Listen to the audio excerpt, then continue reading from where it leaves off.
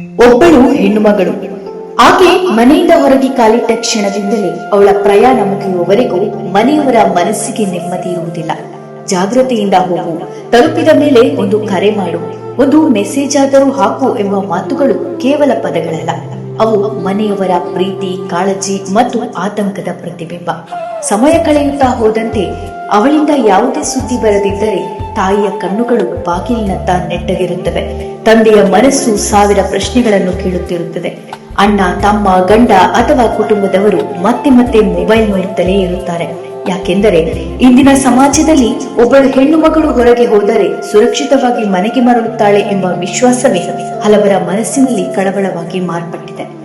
ಒಬ್ಬಳು ಹೆಣ್ಣು ಮನೆಗೆ ಸುರಕ್ಷಿತವಾಗಿ ತಲುಪಿದಳು ಎಂಬ ಸುದ್ದಿ ಬಂದಾಗ ಮಾತ್ರ ಆ ಮನೆಯವರ ಉಸಿರು ಸಹಜವಾಗುತ್ತದೆ. ಅವರ ಮುಖದಲ್ಲಿ ನೆಮ್ಮದಿಯ ನಗು ಮೂಡುತ್ತದೆ.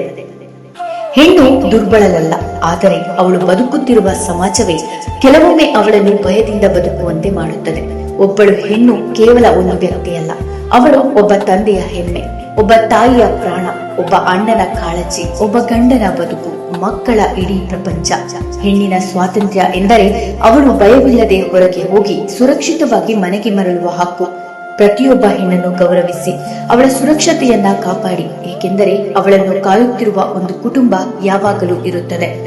ಬಂಟ್ವಾಳದಲ್ಲಾದ ಒಂದು ಘಟನೆ ಪ್ರತಿ ಹೆಣ್ಣು ಮಗಳ ಕುಟುಂಬದಲ್ಲಿ ಆತಂಕ ಸೃಷ್ಟಿಸಿದೆ. ಎಲ್ಲರನ್ನ ಬೆಚ್ಚಿ ಬೀಳಿಸುವಂತಹ ಘಟನೆಯನ್ನು ಕಂಡಾಗ ಮನೆಯಿಂದ ಹೆಣ್ಣು ಮಗಳನ್ನ ಕಳುಹಿಸುವುದೇ ಒಂದು ಸಾಹಸವಾಗಿದೆ. ಇಂತಹ ದುರ್ಘಟನೆ ಸಂಭವಿಸಬಾರದು ಎಂದರೆ ಕಾನೂನಿನಿಂದ ಮಾತ್ರ ಸಾಧ್ಯ. ಇಂತಹ ನೀಚರನ್ನ ಗಲ್ಲಿಗೇರಿಸುವುದು ಅದೇನೇ ಕಾರಣವಿರಲಿ, ಆದರೆ ಒಬ್ಬರ ಜೀವವನ್ನು ತೆಗೆಯುವ ಹಕ್ಕು ಯಾರಿಗೂ ಇಲ್ಲ.